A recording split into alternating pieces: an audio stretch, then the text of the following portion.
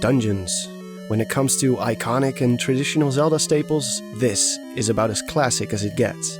These enemy-infested, trap-filled labyrinths are right up there with the green tunic, the bow, even Zelda and Ganon. They were present from the very beginning and made their stay in the series all the way up until Breath of the Wild. There is sort of a debate on if the Divine Beasts should even be considered as dungeons since, well, they're not really comparable to the ones from the early titles. And in terms of size and complexity, even outclassed by some of the most basic dungeons from the early games. Now, I love Breath of the Wild and it's right up there with some of my favorite games of all time. But if there's one criticism that I do share with other people, it's the absence of traditional dungeons. There's just something magical about them and always one of the things I'm looking forward to the most when booting up a new installment. Breath of the Wild's director, Eiji Aonuma, stated that for the sequel the team is looking into new ideas and improvements brought up by fans. Funnily enough, even directly mentioning the fact that people want to be able to pet dogs. And I couldn't agree more. With this large incentive to bring back traditional dungeons, there is a good chance that the word has reached the ears of the Zelda team, so let's imagine for a moment that quote-unquote real dungeons will make a comeback in the sequel. The mechanics introduced in Breath of the Wild, like climbing and paragliding, do not exactly mix well with the old dungeon designs from the previous games, as their challenge would be completely neglected by Link's newfound mobility. It's still unclear if the Sheikah Slate will actually make a return, so I'm not taking this mechanic into consideration until we know more about the sequel. But I think it's safe to say that the paraglider and climbing most definitely will make a comeback, especially since we are revisiting the same Hyrule. While thinking what it actually means for a dungeon to be successful, I managed to narrow down my criteria to a list of 5. Dungeon mechanics and items, complexity and/or survival, aesthetics and atmosphere, which also includes music, enemies and bosses, and size and scope. So let's start from the top and just work our way down, starting with dungeon mechanics and items. Oh, and here to help me with this analysis is NintendoBlackCrisis.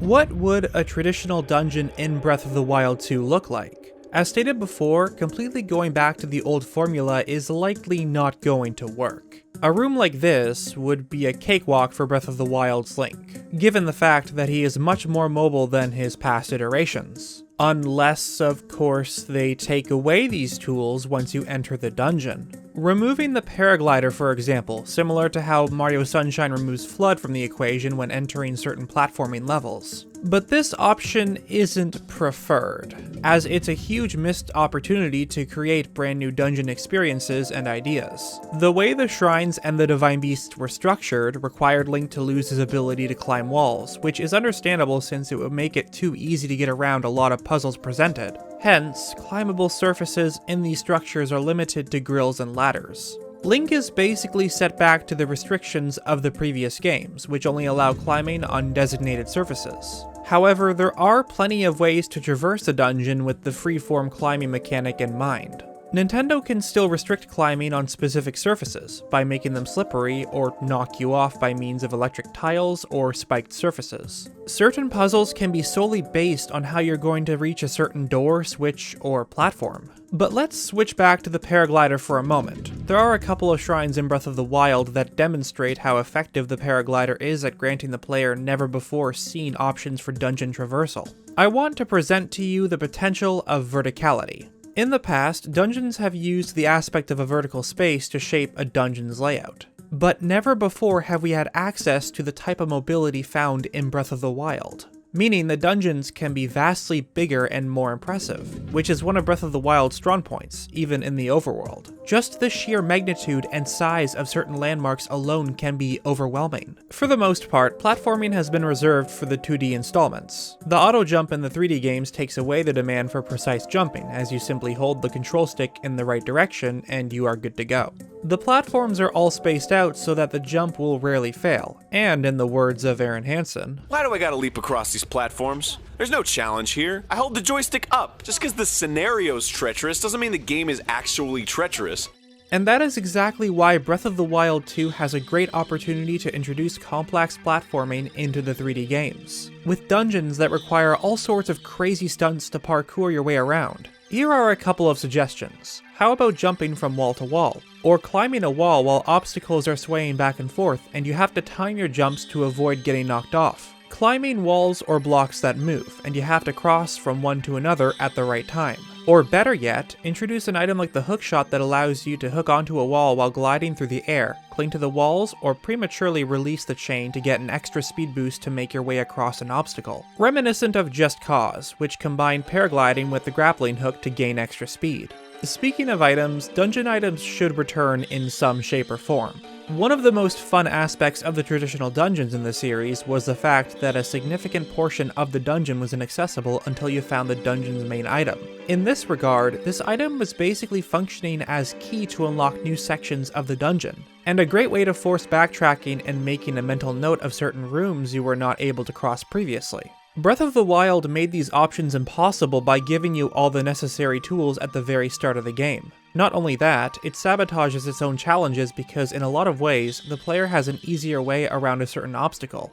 This particular shrine called Wind Guides, located at the western border of the map, demonstrates the possibilities but also the problems the sequel has to overcome. Not only is this shrine bigger than most other shrines, but also shows how verticality can be implemented in Breath of the Wild 2. You enter this first room where you simply need to activate this fan using a Korok leaf, which you can actually get from this chest right here. Next, you enter this area where you use the aforementioned Korok leaf to propel yourself to this ledge. After which you see the Shiga monk, but are denied access by a locked door. One of only a few locked doors found in Breath of the Wild. Following the path forward presents you with this huge vertical room, which is traversed using all kinds of different methods. After playing through so many small shrines, this room alone was a pleasant surprise. This also presents a problem, however. You're supposed to fan an explosive barrel across the gap to blow up these stone blocks. But if you happen to have bomb arrows in your arsenal, this puzzle can be completely ignored, and simply one arrow will suffice to get the job done.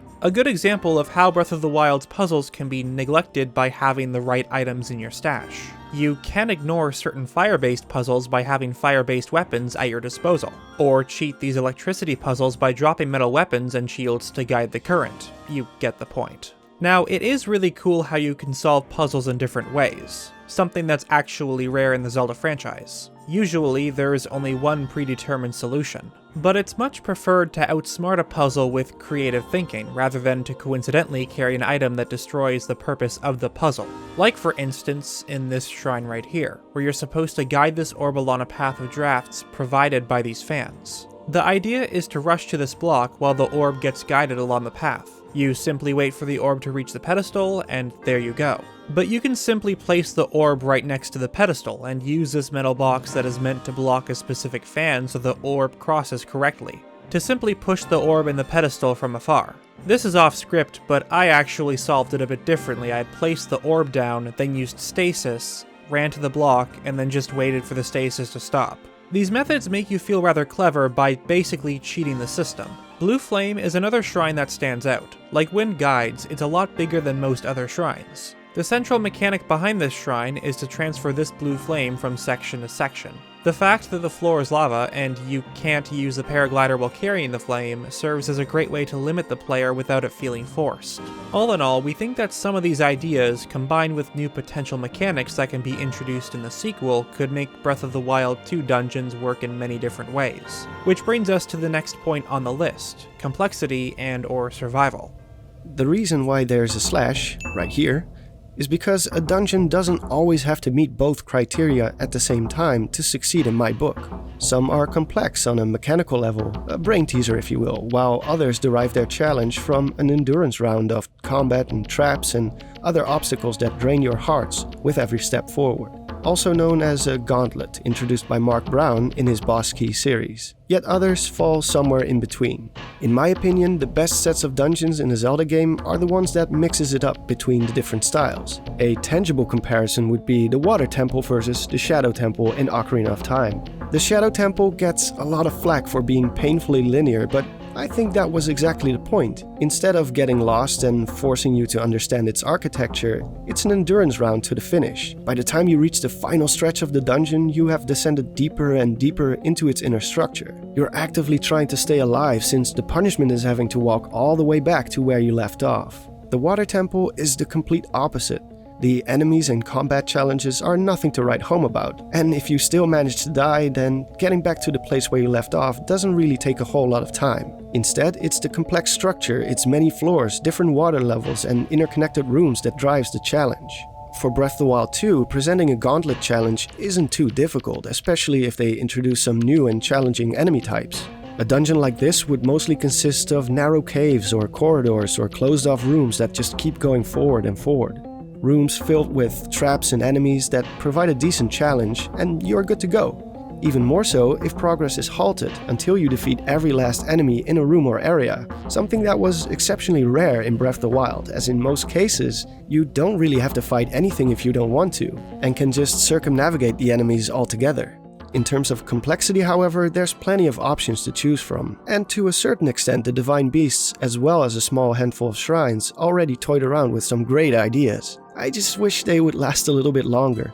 The Divine Beasts all incorporate the same general idea of manipulating the dungeon itself with your Sheikah Slate. In my very first playthrough, once I entered the second Divine Beast, it immediately dawned on me that this is basically the same concept. In the sequel, dungeons centered around this puzzle box motif would be a lot more enjoyable if they introduce a unique central mechanic that doesn't revolve around the same idea. One of the aspects that made dungeons in, say, Majora's Mask so effective was the fact that each one had a unique mechanic that requires an understanding of how the dungeon works before you are ready to progress. By the time you beat the second Divine Beast, you already know what to expect from the last two. Get the map, manipulate sections of the dungeon, activate the terminals, fight the boss. It doesn't leave much room for surprises.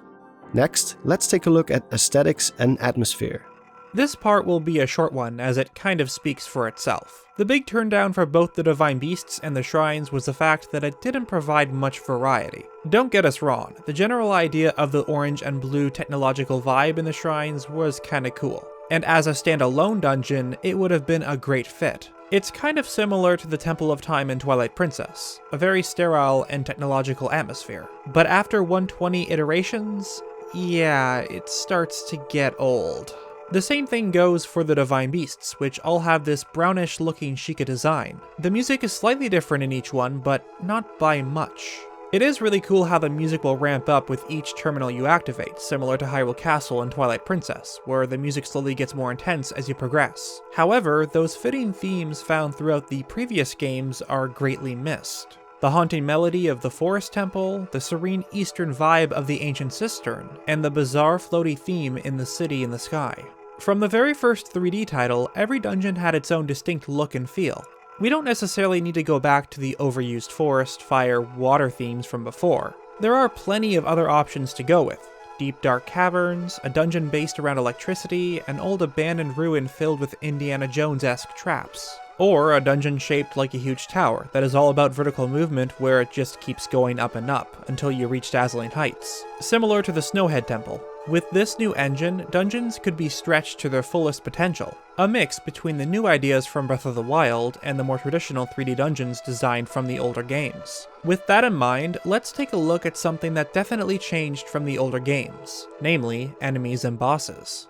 When talking about Breath of the Wild's dungeons and mentioning bosses and enemies, we all know what I'm about to say. The dungeon bosses in Breath of the Wild were uninspired, to say the least. They all share the same aesthetics and generally felt like a copy-paste design, including Calamity Ganon himself. And I have to ask, with a game that has climbing as one of its central mechanics, why was this rarely ever used in boss fights? With the exception of Stone Talus to a very small degree, the fact that climbing was not utilized further is a mystery to me. Shadow of the Colossus and God of War set the perfect example in that regard. Of course, not every boss has to be fought this way, but come on. When the inclusion of climbing in Breath of the Wild was first revealed in the 2016 trailer, large and epic boss fights with climbing involved was one of the first things I imagined. The sequel has a chance to rectify this. Climbing could be used in so many ways to battle a boss. Not just climbing the body of the boss itself, but also your surroundings to get a vantage point to hit it from above, for example. All the while, the boss could try to knock you off with physical attacks or projectiles, forcing you to make timed jumps to avoid it. Now, I can't say for sure if we're gonna start with a fully upgraded stamina wheel, or if we're gonna have to start from scratch, but either way, not having enough stamina could simply mean that you are not yet ready to fight a specific boss until you upgrade your stamina wheel, which in return encourages exploration to grow stronger. Similar to a game like Dark Souls where you won't even stand a chance against a certain boss until you level up first. And again, something like a hookshot or a similar type of device could be used in combination with climbing and paragliding to latch onto either the boss itself or an object like a grill. Very reminiscent of a fight with Argarok in Twilight Princess, but now with a lot more mobility options. The closest we ever came to an actual aerial boss battle was the fight with the cursed Nadra atop Mount Lanayru, which, now that I think about it, didn't even really fight back. Not even sure if I would classify this as a boss battle, but anyway. An idea like this could be expanded upon. Instead of simply picking up some eye weak points with arrows, how about actually having to land on the giant behemoth and wailing on it? That would be awesome. I'm pretty sure that Nintendo can come up with some very unique looking creatures and creative ways to fight them, as they have done so in the past. Now that Link can climb and glide, bosses can be bigger and more epic than ever before. Oh, and by the way, mini-bosses would also make a welcome return. As for the rest of the dungeon enemies, well, yeah, the Divine Beasts might as well have not included them at all. Some Guardian Scouts here and there, flying cursed skulls and these eyeball things? Definitely a huge step back from the previous titles, which all featured many different enemy encounters and smart enemy placement all around. Not only that, but in previous games each dungeon hosts a set of enemies that are relevant to its general theme. Undead and creepy enemies, mechanical enemies, water-based enemies, and bats. Lots and lots of frickin' bats. Nobody likes fighting these, Nintendo, in any game, so please don't. Anyway, let's wrap things up with the final part of the list, size and scope. The Divine Beasts didn't exactly last very long, and if a dungeon is too short, it undermines the experience. Of course, the same thing goes the other way around. If a dungeon is too long and seems to drag on forever, it will eventually start to become monotonous. Having a balanced dungeon length is crucial. A gigantic and beautifully designed central room that unlocks bit by bit, for instance, could be amazing. Especially if combined with the things we talked about in the previous sections, where you need to scale a massive room, solve puzzles to open locked doors, and challenging platform sections involving the paraglider and climbing. If Nintendo indeed goes back to more traditional dungeons, I'm not too worried that they would mess this part up, as judging by their track record, they have generally managed to make balanced dungeons that were not over in a flash, but also didn't drag on too long. Just keep in mind, with Breath of the Wild, size no longer poses the same problem. A massive room with sky-high ceilings will be much easier to traverse than it ever was in previous games. It's more about how long a dungeon is willing to go on for, before it starts to get stale. Just a final stray thought, I know a lot of work went into the overworld of Breath of the Wild as well as the physics and chemistry engine. I cannot even imagine the amount of hours that went into constructing this world and perfecting the mechanics, but now that all of this exists and for a large part can be reused, it would be nice to have more than just 4 main dungeons this time around. I don't want to sound demanding, but having the same amount of dungeons as Majora's Mask, a game that was developed in just 1 year, was kind of a letdown for a game this ambitious. And I know Breath of the Wild's focus wasn't on the dungeons this time around, but rather the overworld. But now that we have explored this landscape so extensively, it would be best if the overworld gets a little bit more of a backseat this time around. You will still be able to roam around and mine for materials, do quests, and explore these beautiful locations, all that good stuff, but have the main focus be on something that lies beneath the surface, under the waters, or maybe even high up in the sky or on a remote island somewhere. This will also make sure that the sequel will stand out against its precursor, something that is always very hard for a direct sequel. Either it turns out way too similar and thus unoriginal, or strays away so far from the original that it's unrecognizable as a direct sequel. And that pretty much sums it up. I want to personally thank NintendoBlackCrisis for joining me in this video. I owe you one. A link to his channel will of course be in the description. I will go into more specifics in the near future, as we haven't even scratched the surface when it comes to the possibilities. Look at this as more of an introduction or general idea of how a dungeon could be constructed for the sequel. If Breath of the Wild 2 will, for instance, bring back underwater swimming, that would already open up so many new dungeon ideas. If you made it all the way through, then you have just watched my very first video, and I thank you for that. I created this channel out of passion for dungeon design and level design in general. However, I will not shy away from covering other topics in the future, and not only restricted to the Zelda franchise. And finally, it's pretty much YouTube law to state this at the end, so here we go. Like, comment, and subscribe. Until the next video, this is Don signing off, and have a good one. Okay, now how do I stop recording?